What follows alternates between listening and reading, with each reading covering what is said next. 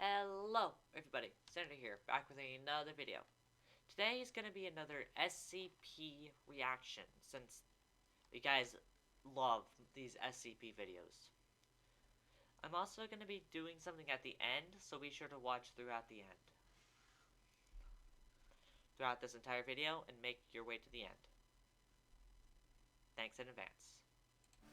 A small convertible sports car rumbles down a desert road, kicking up a cloud of dust high into the air behind it. The driver is sharply dressed and looks at himself in the rear-view mirror, giving his sunglasses a slight adjustment. He knows he looks as good as he feels. And why shouldn't the producer of Hollywood's 9th most successful film in the month of September be happy? The car comes to a sudden stop in front of a cluster of buildings, which appear to be the only structures in this vast, otherwise empty desert. The producer hops out of the car and surveys the desolate location, the cracked concrete airstrip, the weather-beaten buildings, the endless, lonely desert stretching on for miles in every direction. "This place is great," the producer says out loud to no one in particular. The whole location would be perfect for his new movie, which is set entirely at a desert airstrip and tells the story of a lonely airplane mechanic who falls in love with a female bounty hunter chasing an escaped convict. A tale as old as time. But now, where's the guy who called him? He kept rambling about wanting to make a documentary about the desert or something, but that doesn't matter now. He doesn't realize what a great filming location he's sitting on. The producer calls out, "Hello?" But the only response is the desert breeze. He takes off his sunglasses and looks around. He sees that the doors to the hangar are cracked. Maybe the guy who owns this place is in there. The producer walks inside the hangar, but abruptly stops. His mouth goes agape. He can't believe what he's seeing. This place is even better than the guy on the phone had described it. The hangar is huge and completely empty. He could probably build almost all the sets in the hangar, maybe even shoot the entire picture out here. He'd save a fortune on the budget by not having to pay the soundstage rates that the studios charge on the movie lots in LA. "You beautiful genius," he thinks to himself. The movie could flop and still be a financial success. But where's the guy who called him? Doesn't he know who he is? He's a very important producer and doesn't have time to wait around for some desert nobody who runs a 2-bit airport. All right, that's it. He's leaving. The producer turns to leave, but the doors of the hangar suddenly slide shut with a bang. Oh. Is this some kind of joke? Yeah, He walks I'd up be to the hangar confused doors too. and starts banging on them, but they don't move. "Hello? Hey, I'm trapped in here. What's the big deal?" Still no response. Just what is going on at this place? It's an anomaly. The producer is getting worried. Was this some kind of a setup? Is he about to get robbed? It wouldn't be the worst thing in the world if they took his car. He's 9 payments behind on it anyway. But geez, is it hot in here. It was hot outside, but it's even worse in this hangar. And whoever said that the desert air was dry? An idiot, that's who. The humidity in here is stifling. The producer loosens his collar and tugs at it, trying to cool off. "All right, I've had just about enough. If you don't let me out of here, there's going to be a big problem for you, fella." Just then, the producer hears a noise behind him, coming from the dark deeper in the hangar. The producer doesn't react, though. He needs to play it cool. He bends down and pretends to tie his shoe, and takes the Derringer pistol out of his ankle holster. He stands up and spins around, pointing the gun in front of him, but he can't see anyone in the darkness. Hate that. "This is your last chance. I'm not playing around here." The strange noise comes again, a low rumbling noise, and the producer stumbles forward. What just happened? It felt like the floor rippled and pushed him forward. There, it happened again. And again, the producer screams. What's going on? The rumbling, growling noise grows louder as the floor keeps rippling and pushing him forward, like a wave rolling through the solid ground. Is this an earthquake? Walk backwards, The producer dipshit. is knocked off his feet, and still the floor keeps pushing him forward, towards where that horrible growling noise is coming from. He tries to stand, but he can't. The floor is moving too much. He tries to crawl, but keeps getting moved closer and closer to the source of the now deafening roar that seems to be coming from... What is that? The producer screams and fires his gun at the thing in front of him.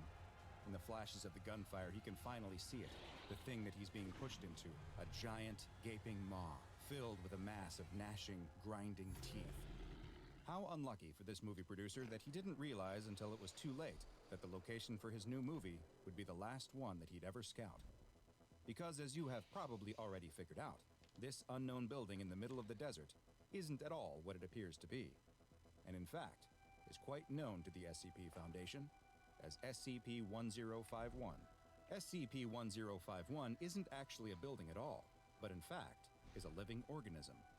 This creature's shell, which resembles an aircraft hangar, is quite large and measures roughly 700 meters by 500 meters by 60 meters. It is a completely immobile organism and acts as an ambush predator, luring its prey to it through a number of different forms of sociological and psychological manipulation. SCP-1051 attempts to bring prey to it in a number of ways, but its primary method is by spreading certain ideas into popular culture. It will constantly try to connect to orbiting satellites and use them to beam out television signals, images, and other forms of media. It has been measured as having around a 25% success rate in connecting with and getting its message carried by the satellites, and may have the ability to transmit regular radio broadcasts or connect to standard telephone lines as well. The messages that SCP-1051 sends out tend to fall into the category that could be termed as conspiracy theories, most of which are about itself. It has uploaded information to various conspiracy websites that has included reports of spaceships being held and reverse engineered in its hangar, descriptions of so-called men in black using its location as a site for extraterrestrial contact. It has attempted to spread rumors that it is a site used as a testing location for any number of top-secret devices, including energy weapons, weather control devices, teleportation machines, and impossible propulsion systems. SCP-1051 has also attempted to spread through radio and television transmissions that it is a site used by a United States shadow government. It's made at least a handful of calls to Hollywood-based production companies in an attempt to get them to further spread its information, as well as contacting various tabloid newspapers. Perhaps most nefarious of all, it has even sent orders to U.S. military intelligence operatives posing as a senior official and ordering them to reveal SCP-1051's location. SCP-1051 appears desperate to make its location known to curious outsiders, all in an attempt to get them to come find it, so it can lure them inside of itself and feed. And the anatomical structure of SCP-1051 is perfectly suited to this task. Its bizarre biological structure consists of a large tongue, which looks very similar to a paved runway. The tongue leads directly into a set of large airplane hangar doors that could be called the organism's mouth. This door mouth opens up to what looks like a hangar, but is actually the gizzard-like organ of 1051, where it grinds its prey into a fine paste to prepare it for digestion. The next building is the creature's stomach, where it breaks down the liquefied prey into nutrients and separates the waste products that it can't digest. The nutrients are transported to the area where SCP-1051's brain is thought to reside, while the waste is ejected out of the structure. Finally, there are what appears to be a set of antennae on the side of the building. These information distribution organs extend below the ground as well, where many more antennae and wires are thought to exist, and give 1051 the ability to send out multiple television, radio, and other signals. SCP-1051 was discovered in 1947, when an egg-shaped structure was reported to have crash-landed in the desert of the American Southwest, near the town of Roswell, New Mexico. The United States Air Force took this strange egg into its possession and moved it to its current location in Nevada for observation and research. The Air Force scientists who were assigned to the object first thought that they were dealing with a meteorite, though one that was composed of some yet unknown material. They soon discovered that the object was hollow and was filled with some kind of liquid. Strangest of all, though, was when they detected something inside that liquid core, and it was moving. They studied the object for years, until one day, something happened that would end their research for good. The egg hatched. One night, as Air Force Sergeant Burnson and two scientists, Dr. James and Dr. Gold, were going about their regular work analyzing the object, they heard a strange sound. When they looked at the object, they saw that a crack had begun to form on the outer shell. This cracking continued for about 5 minutes, until something finally broke through the shell. An alien creature began to emerge from its shell, and the men all turned to run, but something reached out with a long tentacle-like arm and grabbed Dr. James. It pulled the scientist in and seemed to absorb him right into its body. Sergeant Burnson and Dr. Gold managed to escape the airplane hangar and send out a distress signal, and it was this cry for help that described an attack by an alien creature that would put the object firmly on the SCP Foundation's radar. As Sergeant Burnson was sending out the distress signal, Dr. Gold tapped him on the shoulder and pointed towards the hangar where the egg-like object had been stored. The two men watched as the hangar bulged and expanded, like something was pressing against the walls from inside. The hangar suddenly collapsed, and they watched as the creature looked to writhe around in the debris. But then a new shell began to form around the alien. It grew larger, expanding and shifting until suddenly it took on nearly the exact form as the hangar that once stood there. SCP Foundation agents arrived at the site not long after and took control of the area. They discovered almost immediately that the building-shaped creature was anything but dormant. This extraterrestrial that had been born from an egg and then taken the form of an airplane hangar was ejecting its own eggs. The building would occasionally blast eggs up and into the sky. Several of these eggs were stopped and reclaimed by the Foundation, but others managed to slip past and escape the Earth's atmosphere, making them impossible to recover. The Foundation also soon detected that radio signals were being emitted by the hangar, and set up a small radio nearby which would allow them to both receive and send signals back to the creature that was now designated as SCP-1051. Dr. Richardson, the Foundation researcher on site who was leading the investigation into 1051, found the frequency that it was transmitting on and attempted to speak to the creature. After asking if 1051 could hear it, the creature actually responded, and it seemed to have a very simple request: give. When Dr. Richardson asked it to elaborate, asking, "Give what?" 1051 responded, "Want feed. Bring food." When the doctor told 1051 that it wouldn't be getting any food, the anomaly immediately sent out a new transmission, stating, "Area 51 is currently being controlled by the SCP Foundation, a shadow government organization that has designated it SCP-1051. What? Here are a few names of the operatives." Dr. Richardson cut SCP-1051 off and ordered a D-Class personnel to be sent inside the creature, hopefully appeasing it and stopping it from sending any more broadcasts out about the highly secretive organization. When asked why it was sending these signals, SCP-1051 responded that it was trying to make humans curious. It appeared that its hunting strategy was to flood the world with conspiracy theories about itself. This would then cause interested humans to come explore the location, and once they entered the hangar, their curiosity would reward them with an encounter with the alien that they had been seeking. SCP-1051 also explained that the eggs that it was ejecting were its babies, and it seemed quite upset that the Foundation had intercepted some of them as they were on their orbital escape trajectory. But where had SCP-1051 come up with these conspiracy theories? Had it been studying our culture and the boom of science fiction in the 1940s to make up stories it thought would lead people to it?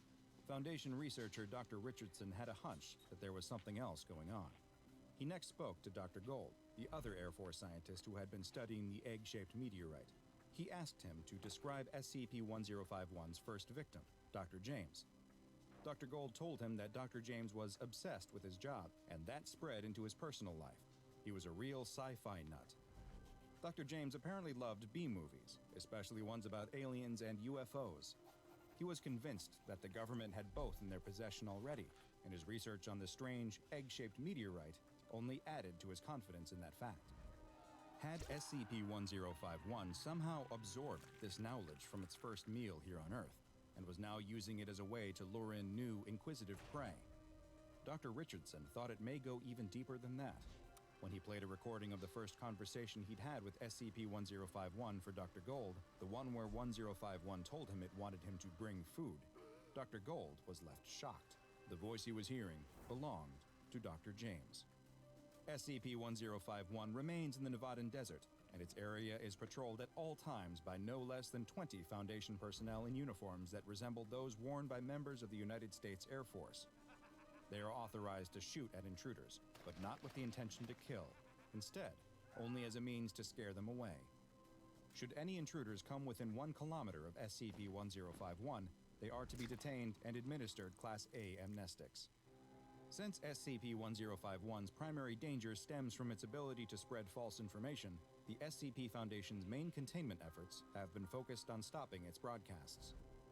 Agents are to respond to any civilian rumors or questions about SCP-1051 with denial and ridicule, to make it clear that these are nothing but stories and that the person is stupid for believing them. Should they exhibit any knowledge beyond the normal myths and rumors, the application of Class A amnestics is also permitted. Any satellites orbiting near 1051's location are to be monitored for interference to their transmissions, and if any antenna with an unknown purpose are discovered within a 10-kilometer area of the building, they are to be destroyed or surrounded by a Faraday cage. SCP-1051 may not be able to move, but its ability to reproduce and the difficulty that the Foundation still faces in stopping its spread of disinformation has led to it being classified as Euclid, and research into its origins and biology are ongoing. Now, for another anomaly that you never want to step inside, go watch SCP-002, The Living Room, and be sure to subscribe as we delve further and further into the SCP Foundation's classified archive. Well, that's all for today's video, everybody. If you're auto new here, be sure to hit that like button down below and smash that subscribe button. Hit that little bell icon down below as well. The main reason why I do it at the end is because I'm sick and tired of hearing other YouTubers say that phrase, saying and the whole subscribe, hit notification, and all that stuff at the beginning of the video. At the end of the video, in my opinion, would be the better choice. You know? Also, if I can, I'm gonna be leaving an annotation somewhere on the screen, like bottom middle, bottom right, or something, that links to another video I made, as well as my channel page thing. So if you guys are interested in subscribing, please do by hitting one of the annotations. Thanks. This is Cinder signing out.